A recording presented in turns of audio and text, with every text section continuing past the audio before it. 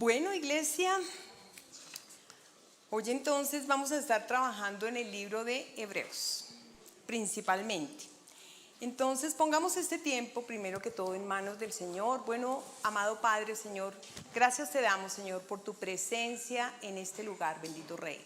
Gracias, Señor, porque sabemos que tu palabra no regresa vacía, Señor, sino que cumple el propósito para el cual la envías, papá. Gracias, Señor, quita toda distracción, Señor. Quita toda dureza de corazón, bendito Rey, que sea tu presencia en medio de nosotros en esta mañana. Gracias por tu palabra, en el nombre poderoso de Jesús. Amén, mi Rey. Bueno, el libro de Hebreos fue un libro escrito para creyentes con trasfondo judío. Estos creyentes estaban siendo perseguidos, estaban siendo atacados, y entonces, pues obviamente cuando hay ataque, perdemos la confianza. Y cuando perdemos la confianza, entonces el Señor está ahí para levantarnos, y el apóstol en Hebreos, que la invitación es a leerlo después de esto, porque es un libro es muy hermoso, tiene muchísimas verdades y no es tan largo. Entonces es un libro muy lindo para leer. Entonces vamos a empezar leyendo, vamos al editorial. Dice, la tragedia del enfoque en lo equivocado. Yo creo que todos hemos escuchado hablar del Titanic, pero aquí le vamos a dar un enfoque un poquito diferente. Dice, el hundimiento del RMS Titanic es una de las tragedias marítimas más famosas de la historia y se ha convertido en un símbolo de lo que puede suceder cuando la atención se centra en los detalles equivocados y se subestima lo esencial. El Titanic fue diseñado para ser el barco más grande y lujoso de su tiempo, un símbolo de modernidad y poder. Los constructores y diseñadores del barco prestaron una enorme atención a los detalles que harían del Titanic un barco de lujo sin igual. Se aseguraron de que cada aspecto del barco, desde los muebles hasta la vajilla, reflejara al máximo nivel de opulencia. Había grandes salones, escaleras de mármol, piscinas y hasta un gimnasio, elementos que simbolizaban el prestigio y la comodidad de la época. Sin embargo, en medio de toda esta atención a la opulencia, se descuidaron aspectos fundamentales de la seguridad. Uno de los errores más críticos fue la decisión de equipar el barco con un número insuficiente de botes salvavidas. A pesar de que el Titanic podía transportar a más de 2.200 personas, solo había botes salvavidas suficientes para alrededor de 1.178. Esta decisión se tomó en parte para no obstruir la vista de los pasajeros y mantener la estética limpia y lujosa del barco. El enfoque en los detalles de lujo y la confianza excesiva en la tecnología llevaron a una falsa sensación de seguridad. El Titanic fue considerado insumergible debido a su avanzado diseño, por lo que los oficiales y la tripulación no tomaron precauciones adicionales ni realizaron simulacros de emergencia adecuados. Cuando el barco chocó contra un iceberg la noche del 14 de abril de 1912, las consecuencias fueron devastadoras. La falta de botes salvavidas y la falta de preparación para una emergencia llevaron a la muerte de más de 1.500 personas. El desastre del Titanic es un recordatorio impactante de cómo la atención en lo pequeño y menos importante puede llevar a ignorar lo fundamental. La seguridad y la vida humana, en este caso, en su obsesión por construir el barco más grandioso y lujoso, los diseñadores y operadores del Titanic perdieron de vista lo esencial y el costo fue altísimo. Entonces, bueno, vamos a ver qué tiene que ver esta historia con nuestra prédica. No perdamos de vista el enfoque en lo equivocado. Bueno, y para esto entonces, acompáñenme por favor a Hebreos 9, del 1 al 7. Y antes de empezar nuestra lectura, entonces, quiero recordar que el Señor ha sido por toda la historia un Dios de pactos, un Dios de promesas. Y siempre, desde el pecado de Adán y Eva, Él siempre ha querido restaurar la relación con el hombre. Él siempre ha querido que esa comunión vuelva, ¿no? Y que esa relación sea restaurada. Entonces, por eso, en el Antiguo Testamento hay muchos pactos. Hay pactos con personas, hay pactos con el pueblo, pero absolutamente todos los pactos llevan ¿a qué? A esa restauración de comunión. Entonces, en el Antiguo Testamento hay pacto edénico, abrámico, mosaico, hay N pactos, pero vamos a hablar aquí no vamos a entrar en el detalle de los pactos, sino solamente vamos a decir que había un antiguo pacto y que ahora hay un nuevo pacto. En ese antiguo pacto habían unas características y en este nuevo hay otras, ¿sí? Es un pacto renovado diferente y eso es lo que vamos a revisar el día de hoy. Entonces dice, antiguo pacto, dice 9, ya están todos en el 9, dice 9. Ahora bien, incluso el primer pacto tenía reglas para el culto y un santuario terrenal. En efecto, el tabernáculo estaba dispuesto así. En la primera parte, llamada el lugar santo, estaban el candelabro, la mesa y los panes de la proposición. Tras el segundo velo estaba la parte del tabernáculo llamada el lugar santísimo, el cual tenía un incensario de oro, arca del pacto, totalmente recubierta de oro, arca que había una urna de oro que contenía el maná, la vara de Aarón que reverdeció y las tablas del pacto. Por encima del arca estaban los querubines de la gloria, los cuales cubrían el propiciatorio. Pero de esto no vamos a entrar en detalle en este momento. Con todo esto dispuesto así, los sacerdotes entraban continuamente en la primera parte del tabernáculo para celebrar los oficios del culto. Pero en la segunda parte entra únicamente el sumo sacerdote, y esto solo una vez al año, y siempre llevando la sangre, la cual ofrece por sí mismo y por los pecados involuntarios que el pueblo comete. ¿De acuerdo? Entonces ahí ustedes en su material tienen un resumen de qué era ese antiguo pacto, ¿sí? Entonces era un pacto de reglas, ¿sí? De normas, de culto.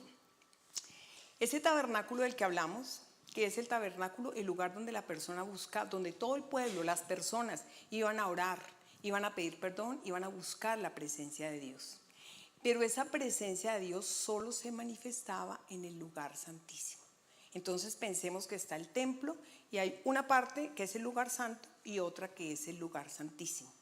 ¿Quiénes llegaban al lugar santo? Todos, todo el mundo podía llegar al lugar santo, hacer expiación por el pecado, se llevaban cabros, becerros, dependiendo de los recursos, palomitas, pero allá se iba a hacer sacrificio por el pecado en el lugar santo. ¿Qué pasaba en el lugar santísimo? Solamente entraba el sacerdote, el sumo sacerdote, una vez al año para llevar la sangre por el perdón de los pecados de él y de todo su pueblo. Una vez al año. Entonces, ese era el antiguo pacto, ¿sí? Dice que llevaba la sangre por los pecados involuntarios el sumo sacerdote. ¿Y por qué hablamos de involuntarios? Porque en el antiguo pacto, en el Antiguo Testamento, encontramos que si las personas reiteraban en el pecado, entonces si habían 3 testigos, podían ser muertos. O sea, si una persona pecaba por lo mismo reiteradamente y habían 3 que eran testigos, podía tener pena de muerte. Entonces era fuerte, había sangre, todo eran actos externos, que es lo que vemos en el Antiguo Testamento. Ahora, ¿cómo es el nuevo pacto? Ese pacto que el Señor ha renovado. El nuevo pacto entonces es con la venida de Jesucristo. Y ahí tengo en su material entonces las características. Pero quiero que leamos Hebreos 9, del 11 al 12, que ahí estamos. No pierdan Hebreos, que ahí vamos a estar. Entonces nos dice, pero Cristo vino ya y es el sumo sacerdote de los bienes venideros, a través del tabernáculo más amplio y más perfecto, el cual no ha sido hecho por hombres, es decir, que no es de esta creación, y no por medio de la sangre de machos cabríos ni de becerros, sino por medio de su propia sangre. Entró una sola vez y para siempre en el lugar santísimo, y así obtuvo para nosotros la redención eterna. Entonces, fíjense que, ¿cuál es la diferencia? Pues la diferencia es toda. Aquí tenemos los bullets. Entonces, primero que todo, no se requieren sacrificios y ofrendas en el nuevo pacto. No necesitamos sacrificios, no necesitamos ofrendas. Cristo dice, en Hebreos 10 del 5 al 14 está ese nuevo pacto en resumen, pero aquí voy a leer los bullets que están en su material. Y dice, Cristo le dice al Señor, yo sé que no te agradan las ofrendas, no te agradan los sacrificios. Tú no quieres holocaustos ni expiaciones por el pecado. Eso no es lo que a ti te agrada. Aquí estoy, dice el Señor, para hacer tu voluntad. Quita lo primero. ¿Qué es lo primero? Ese pacto antiguo. Todo lo que sucedía en el pacto antiguo y establece esto último, este nuevo pacto. Así que nosotros somos santificados ahora por la ofrenda del cuerpo de Cristo. No tenemos que hacer absolutamente nada más. Él hizo todo. Hecho una vez y para siempre. ¿Sí? No como allá que era reiterado. Cada año había que ir a hablar de los pecados. ¿Y qué sucedía? Que ellos recordaban los pecados año tras año. Los pecados no eran realmente perdonados, sino que cada año había un recordatorio, ¿sí? Se atraía a memoria los pecados. Aquí el Señor dice que hizo perfectos para siempre a los santificados. Y es lo primero que quiero que subrayemos. Somos hechos perfectos para siempre. Los que hemos sido santificados, los que hemos sido separados para el Señor. Así que ahora tenemos unos privilegios por medio de la sangre del Señor. Vamos entonces al tema central. Ubiquémonos en Hebreos 10, 16. Dice: el Señor ha dicho, este es el pacto que haré con ellos después de aquellos días. Pondré mis leyes en su corazón y las escribiré en su mente. Y luego añade, y nunca más me acordaré de sus pecados y transgresiones. Cuando los pecados ya han sido perdonados, no hay más necesidad de presentar ofrendas por el pecado. Hermanos, puesto que con toda libertad podemos entrar en el lugar santísimo por la sangre de Jesucristo, por el camino nuevo y vivo que Él nos abrió a través del velo, es decir, de su propio cuerpo, y puesto que tenemos un gran sacerdote al frente de la casa de Dios, ¿sí? Entonces, miren los tres privilegios grandes que el Señor está mencionando ahí. Puesto que con toda libertad podemos entrar en el lugar santísimo. Está abierto, podemos ir. En el antiguo pacto solo podía ir el sacerdote una vez al año. Hoy nosotros podemos entrar en su presencia libremente, con toda libertad. Jesús ha eliminado todo obstáculo, todo pecado. Entonces, entremos con libertad, dice. Dice también que Él abrió un camino nuevo y vivo. Entre el lugar santo y el lugar santísimo había un velo. Con la muerte del Señor ese velo se rompió. Así que tenemos acceso directo. Y eso lo sabemos, y eso lo repetimos, y eso lo oramos, pero a veces lo olvidamos, que tenemos ese acceso directo. Y por último tenemos un gran sacerdote, ¿sí? Que fue tentado en todo, pero que no se equivocó, que no pecó en nada, frente a la casa de Dios, intercediendo por nosotros. Él está ya hoy orando por ti, está orando por mí en este momento, está pidiendo por nuestra restauración, ¿sí? Por la restauración de esa comunión. Entonces, cerremos con Hebreos 22, porque aquí nos cuenta todo lo que el Señor hizo, ¿sí? Él dice, ya sus pecados son borrados, ya no me acuerdo de eso, ya ustedes pueden entrar con libertad, ya no hay velo, yo estoy intercediendo por ustedes. Eso nos dice el Señor. Pero también en su palabra nos dice, entonces, y puesto que tenemos ese gran sacerdote al frente de la casa de Dios, en el 22 dice, acerquémonos con un corazón sincero y con la plena seguridad de la fe, con el corazón purificado de una mala conciencia y con el cuerpo lavado en agua pura.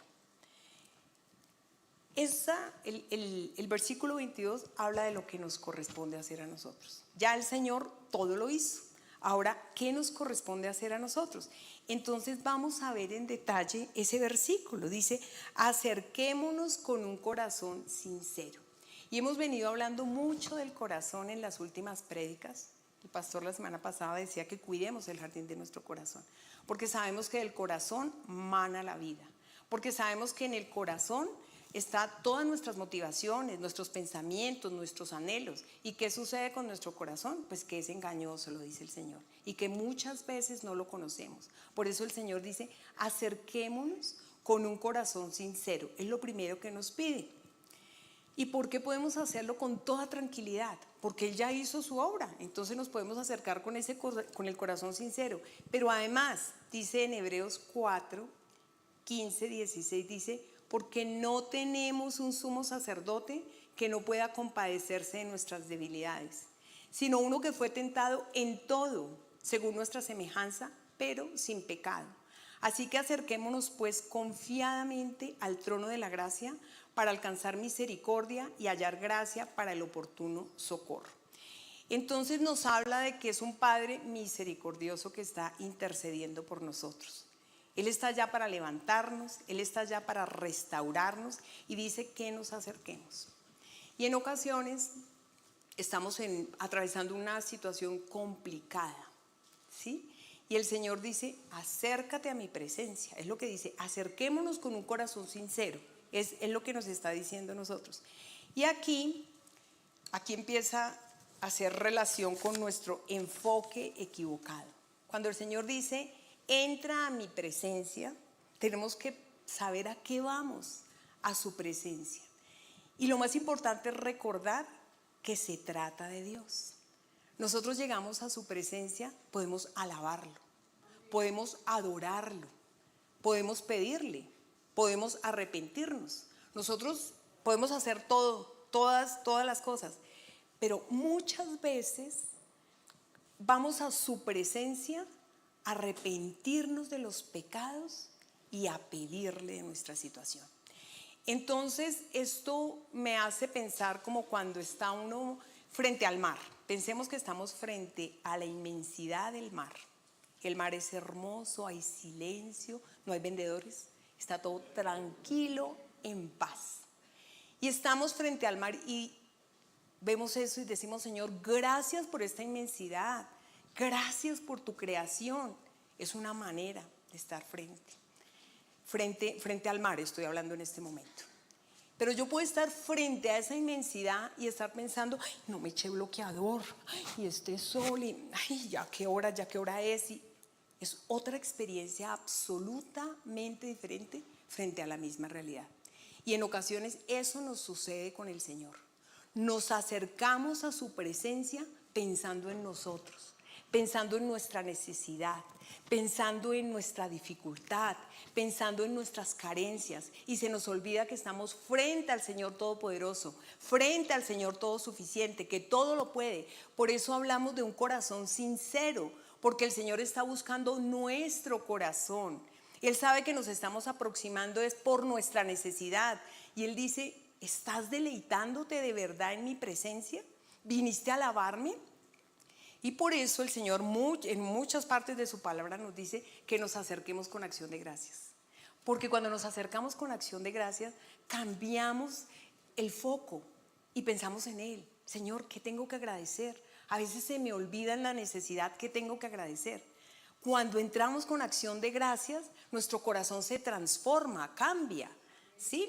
Entonces muchas veces olvidamos y nos enfocamos en nosotros en vez de estarnos enfocando en el Señor.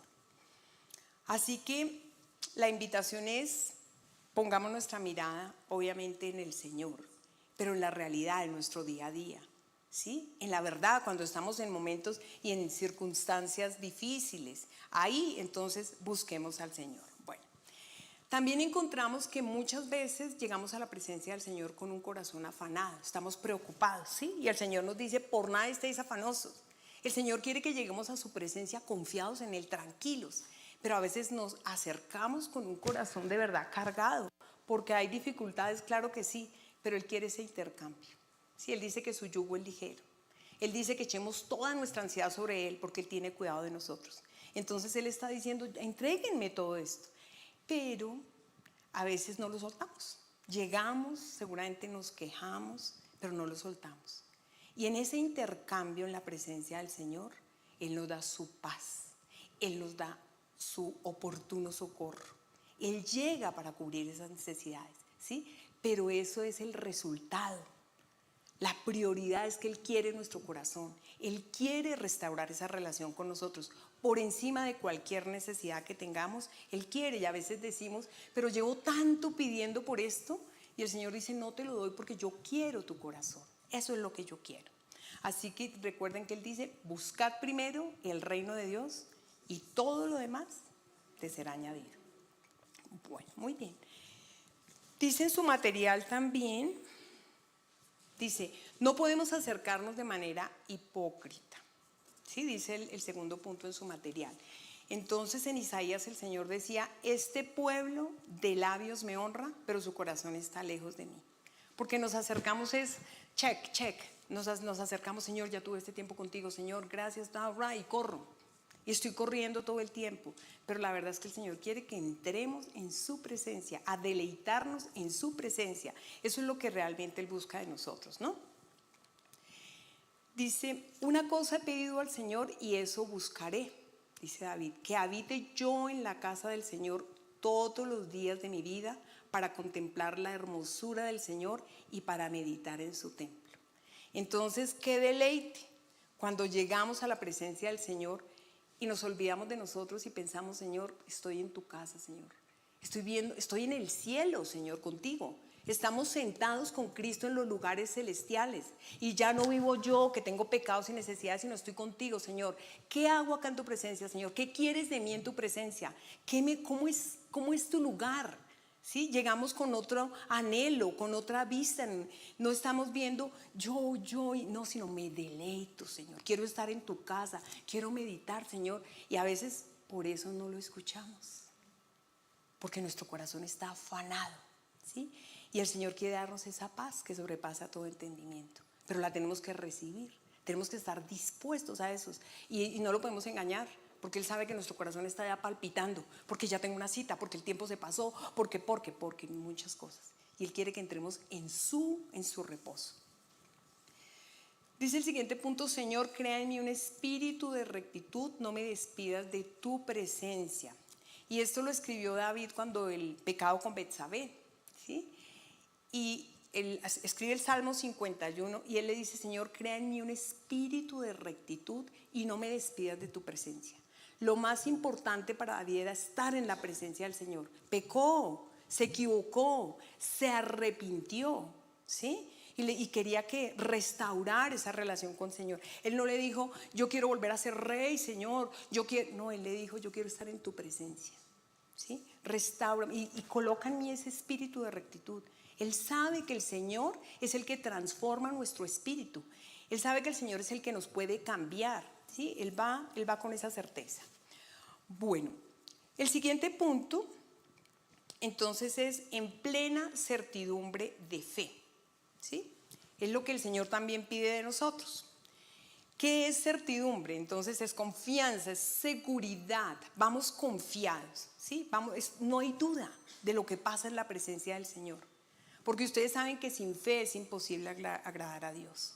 No puedo llegar a la presencia del Señor diciendo, Señor, yo sé que tú eres grande y poderoso, y por el otro lado, ay, tengo temor. Él sabe. Por eso ese corazón sincero el Señor lo conoce. Él conoce esa necesidad, pero Él quiere que confiemos en Él. Que haya plena certeza de que Él hace su obra en nosotros, de que sus promesas son sí y que son amén. Entonces, ¿por qué esa confianza? ¿En qué radica nuestra confianza? Pues en la sangre de Jesús. Él ya lo hizo. Tenemos acceso directo a su presencia por la sangre de Jesús. Tenemos ese sumo sacerdote en el cielo orando por nosotros. Así que la seguridad no se trata de que yo soy pecador, de mi debilidad, de mi falta de confianza. No. Pongamos los ojos de verdad en el Señor. Pongamos los ojos en Jesús. Él sí es el autor y consumador de la fe, porque cuando ponemos los ojos en Él, nos olvidamos de verdad de lo pequeños y débiles que somos. Porque cuando somos débiles, ¿sí?, queremos alejarnos del Señor. Acuérdense que lo primero que hace alguien cuando está en pecado es esconderse de la presencia del Señor. Cuando no nos sentimos dignos, cuando no estamos cumpliendo. Y aquí hay algo muy lindo, que ya yo creo que nos salteamos este versículo que está en la primera página del Antiguo Pacto, que era el versículo 8.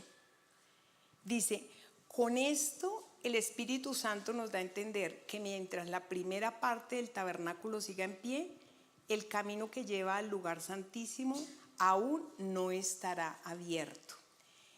Y uno dice, Espíritu Santo, ¿qué nos estás diciendo ahí?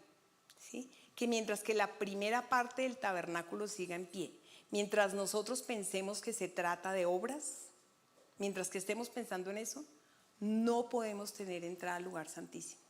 No hay posibilidad de entrar al lugar santísimo, porque hay un velo, ¿sí? Estamos colocando ese velo. Entonces ya no es por obras. Ay, yo tengo que hacer esto, ay, yo tengo que ayudar, eso lo hago, pero no para congraciarme con el Señor. ¿Sí? Ese es el resultado después de estar en su presencia, ese es el resultado de su gracia. Pero realmente tenemos que entender que el Señor ya todo lo hizo y lo hizo por gracia. No hicimos nada, no hubo nada a cambio, más que aceptarlo, arrepentirnos de la vida que llevábamos hasta ese momento y recibirlo. Él ya todo lo demás lo hizo. Así que no depende de lo que somos para que no tengamos ese temor. Dice también en Hebreos, dice, si ustedes oyen hoy mi voz, no endurezcan su corazón como cuando me provocaron. Y eso pasó en el desierto. Cuando Moisés estaba sacando al pueblo de Egipto, del desierto, entonces ¿qué pasó? Provocaron al Señor. ¿Por qué? Por su falta de fe, por su idolatría. ¿Sí? Entonces dice el Señor, si ustedes oyen hoy mi voz, crean. ¿Sí? Abran su corazón, no endurezcan su corazón. ¿Sí? Porque cosa dura es endurecer el corazón ante el Señor. Y el Señor que nos promete ahí, pues entrar en su reposo, ¿no? Todos los que creemos. El Señor dice, el que cree en mí entrará en mi reposo. Y estamos hablando de un reposo hoy y después de un reposo final, ¿no? Así que no dudemos que tenemos acceso al Señor, no dudemos. Fíjense que hoy teníamos una alabanza muy linda que decíamos, Jesucristo basta. Y lo cantamos, contigo todo lo puedo, contigo todo lo tengo. Pero realmente en el fondo de nuestro corazón tenemos que mirar, Señor, yo creo que tú eres realmente suficiente. Eres suficiente, ¿sí? Y empezar a quitar los ojos de nosotros y ponerlos allá, Señor. A lo mejor estoy perdiendo mucho de lo que tú tienes para darme por mirarme a mí, Señor. Hoy quiero fijarme en ti. ¿Y qué pasaba con este pueblo hebreo? Como tenían tiempos difíciles, entonces dudaban. Este pueblo hebreo retrocedía, este pueblo hebreo se parece hoy un poco de pronto a nosotros también, ¿no?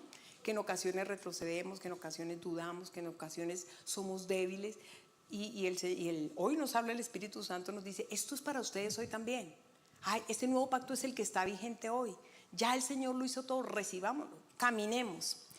Y nos dice también entonces el tercer punto, purificados los corazones de mala conciencia. Fíjense, el corazón para el Señor. Primero, un corazón sincero. Segundo, plena certidumbre de fe. Y tercero, purificados los corazones. El primer corazón es el sincero, el que va buscando al Señor. Y este corazón es un corazón limpio. Purificados de mala conciencia. ¿Cuándo tenemos mala conciencia? Cuando sentimos culpa, cuando sentimos que nuestro pecado no ha sido perdonado. Así que lo primero que me aleja del Señor es el pecado. Y ya sabiendo esto, pues lo primero es, Señor, perdona mis pecados. Es lo primero. Llegar con el Señor, Señor, perdona. Señor, tú eres el que limpias. Eres tú el que lo hace, con una conciencia limpia. ¿Qué pasa cuando la conciencia no está limpia? Pues está inquieta y perdemos la comunión con el Señor. No hay posibilidad de entrar al lugar santísimo en esas condiciones, porque el pecado nos aleja del Señor. Eso lo sabemos, ¿no? Y bueno, ¿cómo se purifica la conciencia? ¿Sí? Porque el Señor dice cómo se purifica. Y estábamos leyendo, ya no es con la sangre de machos cabríos, ya no es con la sangre de animales, sino con la sangre de Cristo. Dice la palabra del Señor que la sangre de Cristo limpiará de obras muertas nuestra conciencia, para que podamos servir al Dios vivo. Entonces, así se purifica nuestra conciencia. ¿Sí? Nosotros recibiendo la obra que el Señor ya hizo por nosotros. Esa es la verdadera purificación, ¿no? Y eso es lo que el Señor nos promete en su nuevo pacto.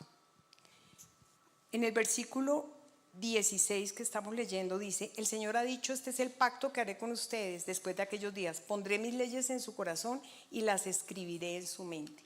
El Señor nos está dando conciencia. Cuando dice que pone las leyes en nuestro corazón y las escribe en nuestra mente, no depende si nos hemos discipulado, no depende si yo me he leído la palabra, depende de que recibí un día al Señor y el Señor pone esas leyes en nuestro corazón y nos da conciencia de pecado.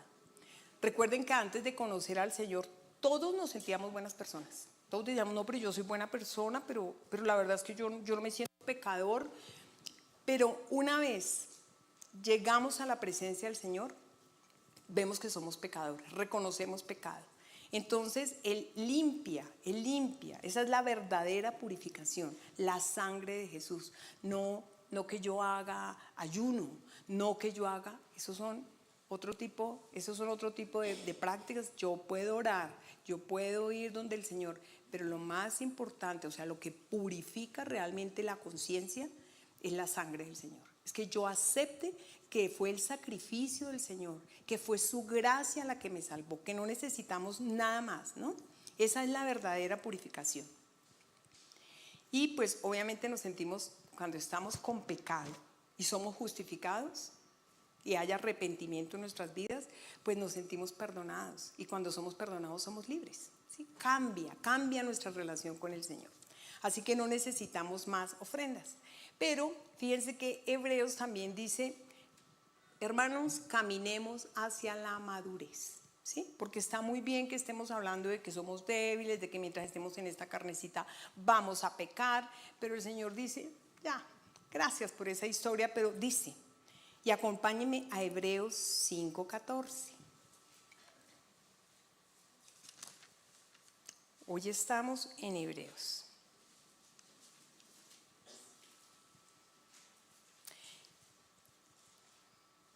Dice, el alimento sólido es para los que ya han alcanzado madurez, para los que pueden discernir entre el bien y el mal y han ejercitado su capacidad de tomar decisiones.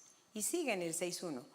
Por lo tanto, dejemos a un lado las enseñanzas elementales acerca de Cristo y avancemos hacia la perfección. No volvamos a cuestiones básicas tales como el arrepentimiento de las acciones que nos llevan a muerte o a la fe en Dios. Fíjense que pareciera fuerte cuando uno dice, bueno, pero pues a mí me parece súper importante el arrepentimiento, la fe en Dios. Claro, esa es la base. Sin esa base no tengo nada. Pero el Señor dice que maduremos, que ya no podemos estar como bebés, ¿sí? Como de teterito, como hablando, entonces peco, entonces me arrepiento y entonces vuelvo y peco. No, el Señor dice ya ustedes en este momento tienen que estar avanzando, ya ustedes conocen la verdad, ya ustedes tienen que caminar hacia la perfección. Y ahí lo dice, ustedes pueden discernir entre el bien y el mal, ustedes ya saben lo que es bueno y lo que es malo. Entonces ejerciten esa capacidad de tomar decisiones. No podemos estar pecando y arrepintiéndonos, no podemos estar crucificando otra vez al Señor. Él dice, caminen, vamos por ese alimento sólido. Y todo lo demás es importantísimo, pero no sigamos en, Señor, entro y lo primero que vengo es arrepentirme, porque nos perdemos las grandes cosas de estar en su presencia. Por supuesto que lo primero que hago es arrepentirme, pero lo que hago en mi día a día es elegir lo bueno, es caminar en santidad, es ir hacia la perfección, es ir cada vez mejor. Eso es lo que el Señor pide de nosotros. Alimento sólido. Ya el tetero, el Señor dice, ya no más. Ya, por esa ya pasamos. Y esa, hermano, es la invitación que el Señor nos hace en este día, ¿no? Que caminemos hacia la madurez, que ya podemos comer alimentos sólidos, ya es la hora de estar enseñando a otros, compartiendo con otros, siendo ejemplo para otros. Y por último también nos dice, y lavados los cuerpos con agua pura. ¿Esto qué significa? Significa hacer nuestros cuerpos puros, limpios y santos. Fíjense que de todas las condiciones que el Señor está colocando, todas son internas. Un corazón limpio, plena certidumbre de fe, ¿sí? Un corazón sincero. Y esta es externa, lavado los cuerpos con agua pura. Pero es externa, pero ¿cómo es ese lavatorio? ¿Sí? No es el de la ducha y el que no. Es que el Señor me lava con su palabra. Y Él lo dice. Entonces en Efesios 5, 25, 26 yo les leo, dice, esposos, amen a sus esposas así como Cristo amó a la iglesia y se entregó a sí mismo por ella, para santificarla. Él la purificó, Cristo purificó a su iglesia, ¿cómo? En el lavamiento del agua por la palabra. Así que lo que nos lava a nosotros es la palabra de Dios. Pasar tiempo con la palabra de Dios lava nuestro cuerpo. Y dice el Señor, bueno, ¿y entonces qué nos regenera y qué nos purifica? El Espíritu Santo. ¿Qué dice Tito 3:5? Dice, nos salvó, y no por obras de justicia que nosotros hubiéramos hecho, sino por su misericordia, por el lavamiento de la regeneración y por la renovación en el Espíritu Santo. Así que la palabra nos lava y el Espíritu Santo nos regenera. Si nosotros queremos presentarnos ante el Señor con nuestros cuerpos puros, limpios, tenemos que ir a su palabra. Tenemos que recibir su Santo Espíritu, ¿sí? Él es el que nos va transformando. Y nuestro pedacito, ¿qué cuidamos? Dice, presenten sus cuerpos santos. En Romanos 12:1 nos dice el Señor, así que hermanos, os ruego por las misericordias de Dios que presentéis vuestros cuerpos en sacrificio vivo, santo, agradable a Dios, que es vuestro culto racional. Entonces, aquí el Señor está diciendo, cuidemos nuestros cuerpos, cuidemos lo que vemos, cuidemos lo que escuchamos, cuidemos con quién pasamos el tiempo, cuidemos el cuerpo. Este es el templo del Espíritu Santo y lo debemos cuidar, leyendo su palabra, pasando tiempo con el Espíritu Santo, entendiendo qué nos está diciendo, qué tiene para nosotros hoy, pero también cuidando este cuerpo. Es fundamental que nosotros estemos pendientes de qué está entrando a nuestra mente, porque eso es lo que va a llegar a nuestro corazón. ¿Qué películas estamos viendo? ¿De quién estamos hablando? ¿Cómo estamos pasando el tiempo?